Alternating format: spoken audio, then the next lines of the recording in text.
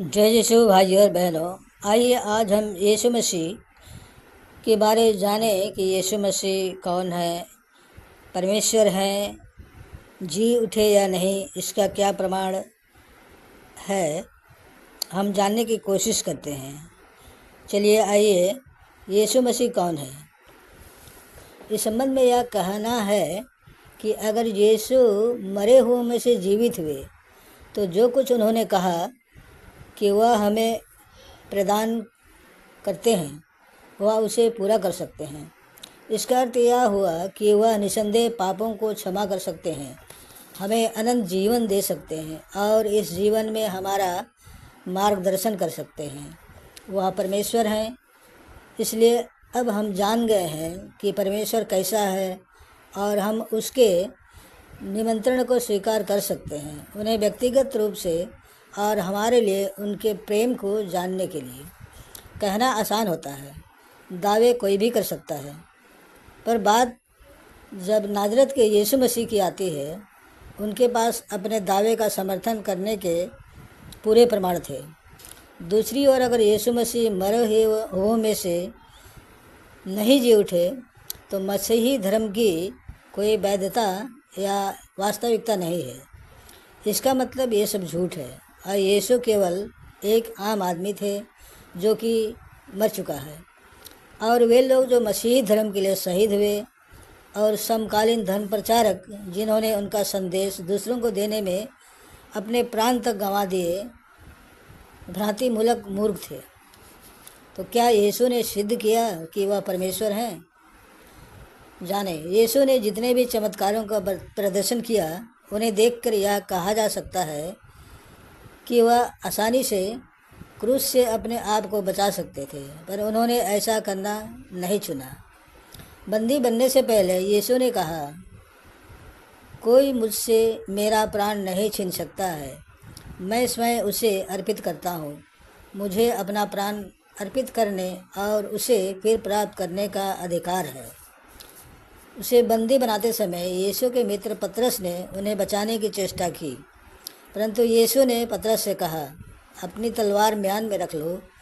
क्या तू नहीं जानता कि मैं अपने पिता से विनती कर सकता हूँ और वह स्वर्गदूतों की 12 पलटन से अधिक मेरे पास अभी उपस्थित कर देगा। स्वर्ग और पृथ्वी दोनों में उनके पास इस प्रकार की शक्ति थी। यीशु मसीह ने अपनी इच्छा से अपनी मृत्यु को स्वीकार किया, इसमें कोई संदेह नहीं है। आइए, यीशु का क्रूस पर चढ़ाया जाना और गाड़ा जाना। यीशु की मृत्यु भीड़ के सामने उन्हें क्रूस पर चढ़ा कर की गई। यह रोमन सरकार का कई शताब्दियों से चला आ रहा यातना देकर मृत्यु देने का एक आम तरीका था। यीशु ने कहा कि यह हमारे पापों का भुगतान करने के लिए था। यीशु के विरुद्ध आरोप परमेश्वर निंदा था। यीशु को अनेक रस्सियों से बने मोटे कोड़े से मारा गया, जिसमें धातु और हड्डी के खंडित टुकड़े जड़े थे। उनका ठड्डा उड़ाने के लिए लंबे कांटों से बनाया गया मुकुट उनके सिर पर रखा गया है। उन्होंने यीशु मसीह को यरूशलेम के बाहर उस प्रांतन के पहाड़ पर पैदल चलकर जाने के लिए मजबूर किया, जहां उन्हें एक लकड़ी के क्रूस पर लटकाया गया और उनके पैरों और हाथों को क्रूस पर कीलों से ठोक दिया गया। जब तक वह मरा नहीं, वह क्रूस पर लटके रहे। यह जानने के लिए वह मर चुके हैं या नहीं, उनके पंजर को बर्छे से बेधा गया। यीशु के शव को क्रूस से उतारा गया और उसे सुगंध सामग्री के साथ चादर में लपेटा गया।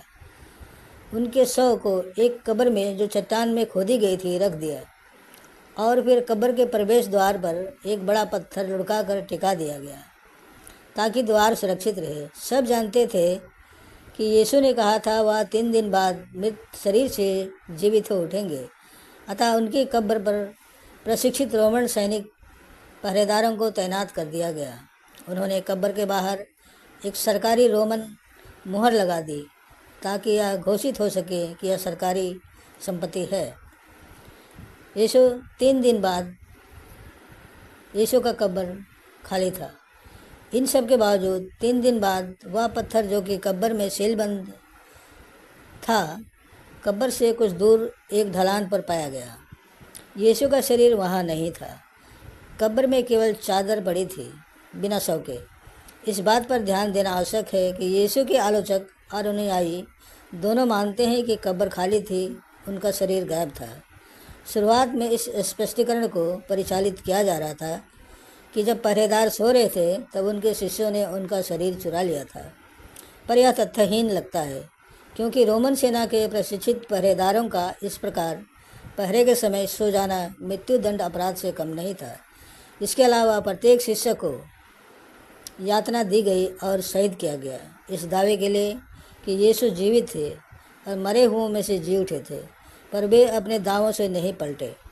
कोई भी इंसान उस सच्चाई के लिए मरने के लिए तैयार होता है जिसको वह सच में मानता है और जानता है और वास्तव में होता है, परंतु वह उस बात के लिए नहीं बनना चाहता जो वह नहीं जानता है, या वह बात झूठ है। यदि कोई ऐसा समय है जब एक इंसान सत्य बोलता है तो वह उसकी मृत्यु की निकटता के समय पर होता है। हर शिष्य अंत तक यीशु के जी उठने का प्रचार करता रहा। हो सकता है प्राधिकारियों ने यीशु के शरीर को वहाँ से हटा दिया हो, पर यह भी एक कमज़ोर संभावना है। उन्होंने यीशु को क्रूस पर चढ़ाया ताकि वे लोगों को उन पर विश्वास करने से रोक सके। अगर उनके पास यीशु का शरीर शव होता तो वे उसे यरूशलेम के नगर में उसका परेड कराते। एक ही बारी में वे सफलतापूर्वक मसीही धर्म को दबाने में कामयाब हो जाते। कि उन्होंने ऐसा नहीं किया, यह इस बात की महान गवाही देता है कि उनके पास यीशु का मृत शरीर नहीं था। यीशु मसीह पुनर्जीवित हो गए थे और उसके बाद भी यीशु ने 40 दिन तक अपने शिष्यों को और लोगों को अपनी उपस्थिति का दर्शन दिया है। यह सत्य है। अतः इस प्रकार हम यीशु के सत्य को जानें कि वह सच्चा परमेश्वर का पुत्र है और एक सच्चा परमेश्वर का भेजा हुआ दुनिया में मनुष्य रूपी परमेश्वर हमारा प्रभु यीशु मसीह है। धन्यवाद। आमीन।